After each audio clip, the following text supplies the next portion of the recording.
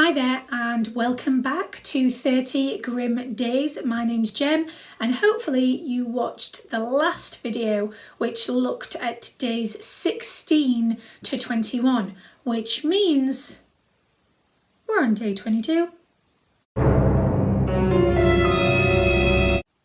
That's right. For day 22, your task is to create your own secret identity. So the first question is, who are you going to be? So to start off, you could do with creating some kind of profile around this secret identity, just so that you know the ins and outs, the important details, should you ever be questioned. Okay, so I've set up a kind of like a profile template here that I'm just going to go through with you, and you just need to think of the answers for your secret identity. Let's have a go. The most important thing to start thinking about really is, who would you like to be? And then you just need to start filling in generic things like your new name, your new place of birth, date of birth, and what your specific job is in this secret identity. Moving on to things that you like and things that you really dislike, and the location where you are based. Lifestyle synopses is like the daily activities of your secret identity profession. What would you get up to? As well as, what are your personal habits, both positive and negative? Hobbies, what do you like to do for fun on a leisurely day? And are you associated with any groups, maybe any spy organisations, or do you work alone? Finally, social life. What does your secret identity do for fun, and who do they do it with? And then it's just a case of coming up with your own disguise. Nothing to see here.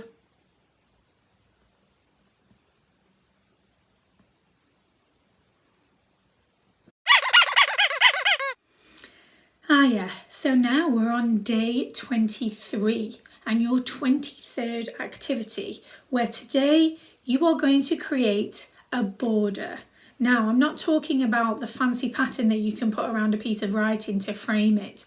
I'm talking about an actual physical border where you are going to claim some land in your home as yours and nobody else's. And all you need to do this is a piece of paper and a pen. So this is what you're going to do. You're going to get your piece of paper and you are going to draw a dotted line down the middle of your paper. This is your border, and it should look a little bit like this. The left side of your border is what belongs to everyone as well as you in your household.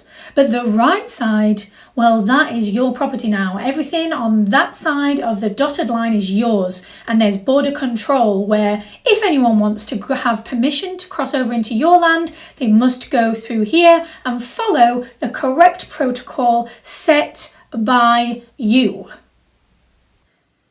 So the idea of a border is to make a separation between two places, and the right side of that place, wherever you've placed your border, is now yours for the day or the year, depending how long you can get away with it. So the idea is you place your piece of paper down on the floor and that creates the border. You might need to use multiple pieces of paper if the area that you want to claim as yours is particularly large, but it can be however big or however tiny you would like. But here's the bit of writing I'd really love you to do. I'd like you to consider what's on your side of the border. I'd really like you to think about, what is this place designed for? Why is it important to you? This could be a realistic thing. It could be your bedroom. You don't want anyone else in it. Or it could be the border to a magical realm that's completely made up by your own imagination. And that would also be fantastic as well. So get these ideas down for me. I'm also thinking as well about the border control. I'd really like to know about the entry requirements needed if a visitor would like to come and cross into your land. I'm thinking a little bit here about if you've ever been on an aeroplane before or gone to a different country and you have to go past like passport control and show your passport. Is there a piece of documentation that people maybe need to show in order to grant permission to enter? So yeah, have a little think about what this border represents, why you've placed that border there in the first place, and what the requirements are in order to pass through into your land. Sorry about that, I didn't realise that was there, sorry. So yes, that is your next task. Enjoy! It's day 24 and these are your instructions. You need to go and get a book from your bookshelf. It's really important that the book you choose is one that you either are totally unfamiliar with or you know a little bit of. Please don't choose a book that you know everything about, you know it inside out. It would be great if you could choose a different one. Here's mine. Okay, then you need to choose a number between 1 and however many pages there are in your book. Okay, so in my book, there are 195 pages. So I would choose a number between 1 and 195. Don't think about it too much, just come up with it right now. 43, okay. So once you've picked your number, go to that page. 43, 43, 43. Whatever number you choose, obviously, please don't copy me.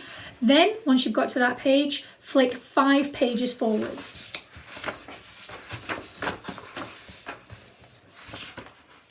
If you run out of pages, flick 5 pages backwards. Okay, now when you get to the page, read that page, okay? Read it, and then you continue writing the story from that point on. You might be thinking to yourself, but it makes no sense because I've not read the rest of the book. But actually, you can make it make sense or not. You can make it nonsensical. But this is a completely spontaneous finishing of a story by using 1 page as inspiration. Go for it.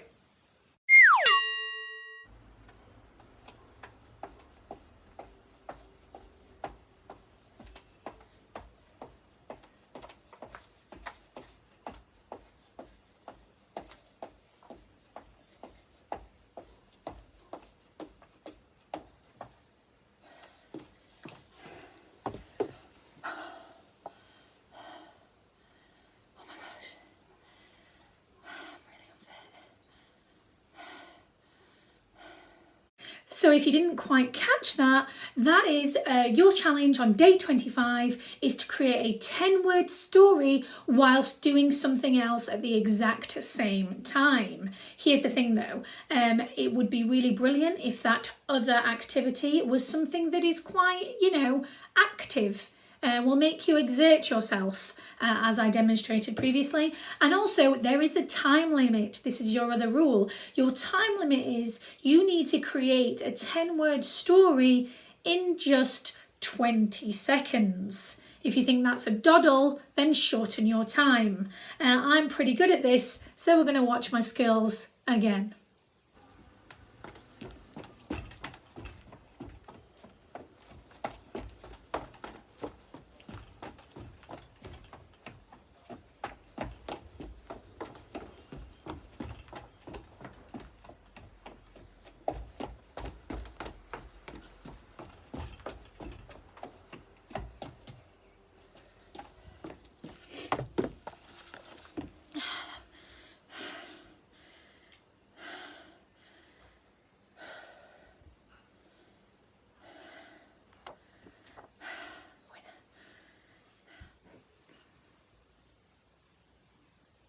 I didn't actually write a story there, did I?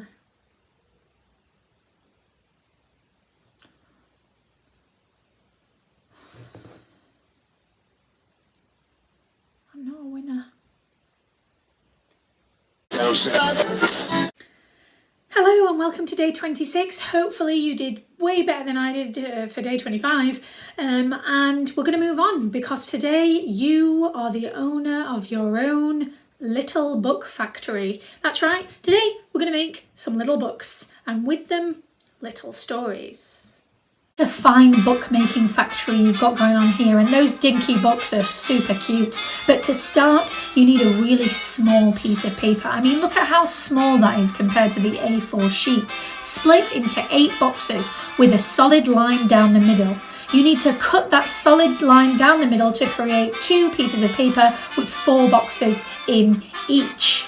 Then you can see that there's another solid line there. Cut those solid lines so you now have 4 separate sheets of paper, and you need to fold the dotted lines. Here you just start to stack your book together, bringing them as one to create a lovely little diddy booklet. You can staple or sew the middle or just leave it as it is.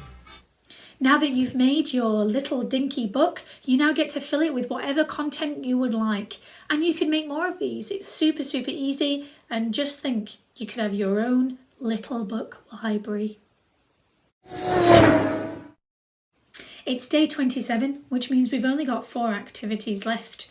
And today's activity is we're going to create a machine. In fact, we're going to create an idea formulation dynamo. That's right. An idea formulation dynamo is basically me just searching idea machine on a thesaurus and finding some very technical sounding words. And this is how you create one. You'll need a piece of paper, and you need to split that piece of paper into 4 columns in any way you'd like to present them. In column 1, you're going to write things found in nature and start making a list of all the things that you find outside. Column 2, things that are used every day. Again, make a list of all the things that you and your family use in your day-to-day life. Column 3, words that you like the sound of, words that you like to hear or words that you like to say. We've all got them. I really love saying the word conglomerate. And finally, your last column is the new product or concept that you are going to formulate using this machine that you have so simply created because you're a genius. So, how does it work? It's simple, really. You pick one word from your nature column, you pick another word from your everyday column, and you pick a word from the column of words that you like the sound of. And then you jumble them up in any order you like to create your own idea, concept, or product. So my product that I have created, you ready for this, is the Bluebell Charger Conglomerate. I'm not quite sure what organisation that is yet, but I'm very excited to come up with it using my imagination. And I implore you to do the same. Once you've come up with your very strange sounding idea, give it a meaning.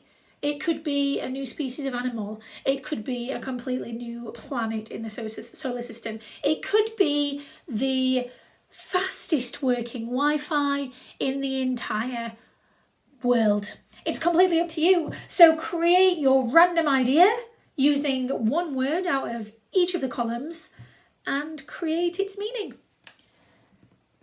Just so you know, we've run out of room on this video now, so tune into the next one to find out the last 3 days of activities.